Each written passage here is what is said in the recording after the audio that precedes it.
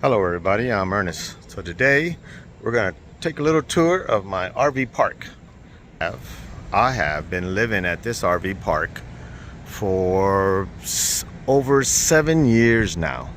This is my particular RV, nothing special. It's a 2007 Cougar. It is a toy hauler. I keep one of my motorcycles in there and I keep the other motorcycle there. This is my car. This is my truck.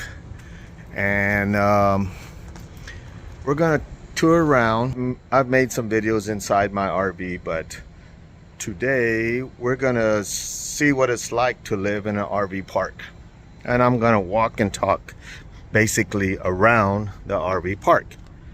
There is all kinds of units, older units like mine, newer units that are a lot more expensive.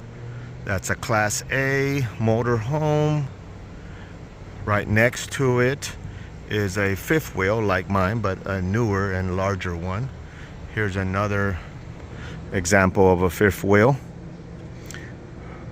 This one here is a bumper pool type trailer. Most people have that.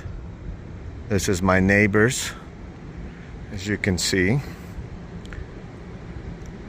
I've lived here for over 7 years. I got divorced, and then I needed a place to live. This is another fifth wheel. It's a smaller one. And some people don't even have a truck to move their RVs. I know these people right here, I believe, just live in there. It's a couple. They live in there. They don't even have a way to move the RV, but you don't have to worry about that because there's plenty of people that will move your RV for a fee. And that's how I originally moved my RV here. I paid someone to move it to the RV spot, and it's been there ever since. More fifth wheels. Fifth wheels are real popular. I like the floor plans on fifth wheels. If you've ever been inside one, they're very nice compared to like a trailer pool type. It's my favorite type of RV. And then you have the driving type RVs, and we'll go over those in a little bit. So they just added this over here. This is a pickleball court that they just added, and it has a basketball court too. There's also a dog park. It goes from on this side of the building all the way to the other side of the building. This is the bathroom right here. There's 3 bathrooms. This is one of the smaller ones. Okay, so I'm going to take you in here and show you. There's 2 here, but this is not the main one. This is a smaller type bathroom right here at the dog park. By the way, this place is called Admiralty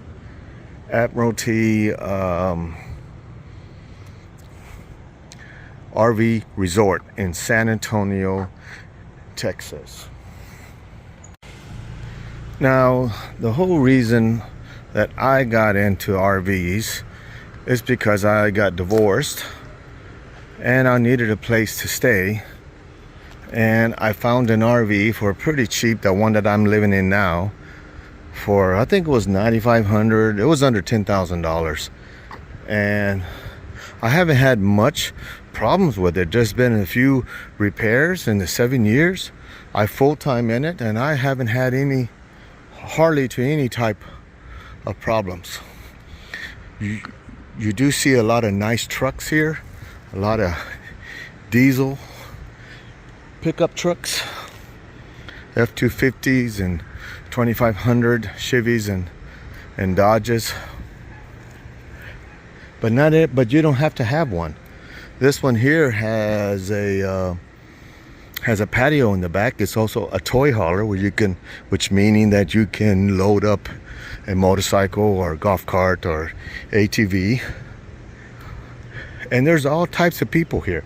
There's some people that are pretty well-to-do, and then Other people just scraping by. You have a variety and different reasons. Some people are travelers and are just passing through, and retirees and stuff, and the typical people that you think that would live in an RV. And then you have full-timers like me that live in it just because it's a convenient, cheap way of living. I pay with electricity, I'm looking at about $730 a month, but I do get a military discount. If you weren't military, I think it's only $50 more, and that's for a single one of these. No, so this one is a double. This is I have the single like this, but then you get a parking spot. Mine doesn't have a parking spot like this one here. See, this is the parking spot for that particular RV location. So if you have 2 cars or a big truck and it won't fit on the lot, I believe those are $900 a month. And there's trees and whatnot. There's advantages of living under a tree for the shade. Like in the summertime, it helps cool, because these RVs don't exactly, you know, when it reaches 95 or above, it struggles to keep up with the AC. And that's why you'll see people put window units.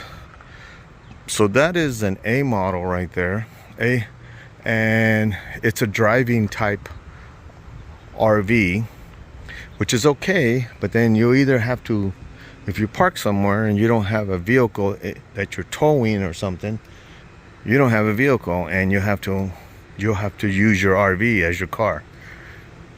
So it's one of the disadvantages of having a driving type model. But some people, they prefer that.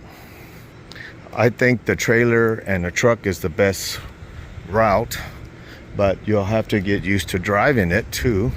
Well, even all these, and some of these are diesel. I'm not sure if that big one there is yeah, this one is a diesel. So that has a big motor in it, like you would find in a semi truck. These tend to be the more expensive, and you see how big that slide out is. It has a lot of room. This here is a park model, I believe is what they call it. These are RVs that are meant not to be moved a lot, but they still have wheels and everything. I think this one, I don't know if it has a sliding door. Yes, it does. Yeah, a lot of these park models have a sliding door on the side, just like a house. So they're meant to be like a tiny home. So right here are some cabins. I think they run $1,000 a month. These tiny home cabins, if you will. I was talking to the lady up front about, you know, getting one or what it would cost. And he said they stay booked up. They got like there's like 20 people waiting for one. So pretty popular. This is a playground for the kids. Now I'm gonna take you into the laundry room, and this up here is, we're walking up to the front. This is the main pool area, laundry room. The main office is up front. Let's go inside the laundry room. Okay, let's wait. There's somebody in there. I don't want to be videoing when it's like that. And this is the pool. This is the pool room. That over there is the clubhouse where they have events sometimes, cookouts, you know, 4th of July, Halloween's coming up. There's going to be, I think, a trick-or-treat event. So if you have kids, that's the main office is up there. And this is the largest bathroom that we have here.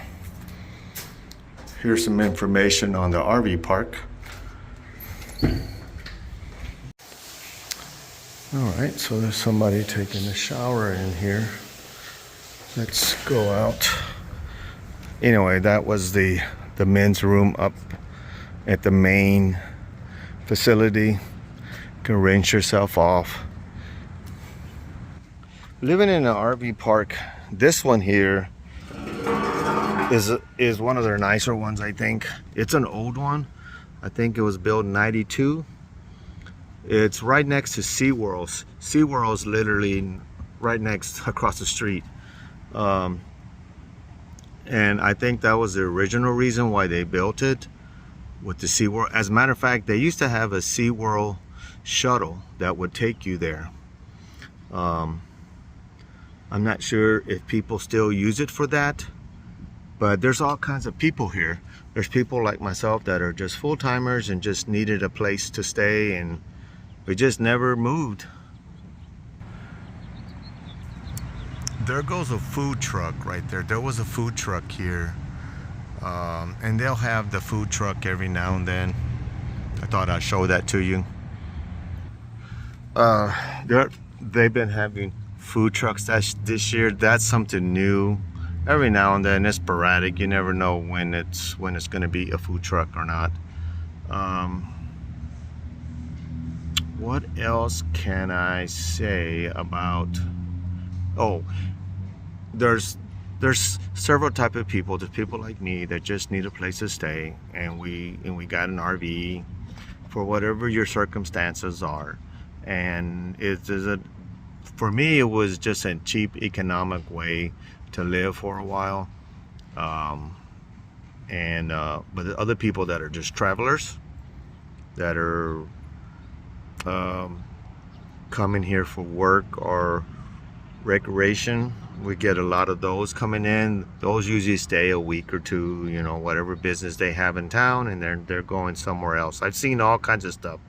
I've seen bands, like music bands, and their buses come in here, and they'll spend the night here, and then they'll take off and go to wherever they're going to.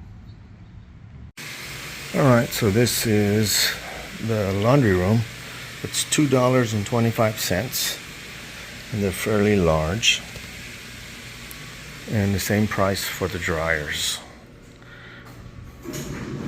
And that's what it costs to get your laundry done here. So in the time that I've been here, I've seen it was sold about 2 to 3 years ago.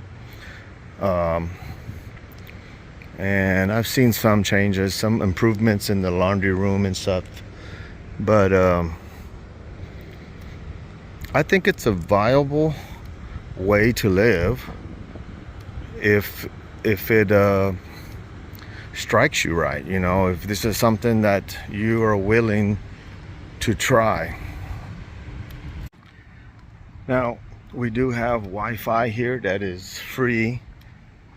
It's not good Wi-Fi, but it is there. I guess you can use it.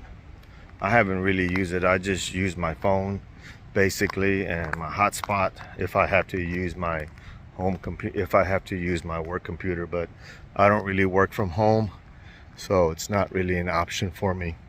I don't know how many spots there is, but there's a few. There's over 100 units here. There's probably 120 RVs here at this park. So it's not a small park. And the thing about this RV park that keeps me here is the location. It's at a good location. So I don't know what else to talk about.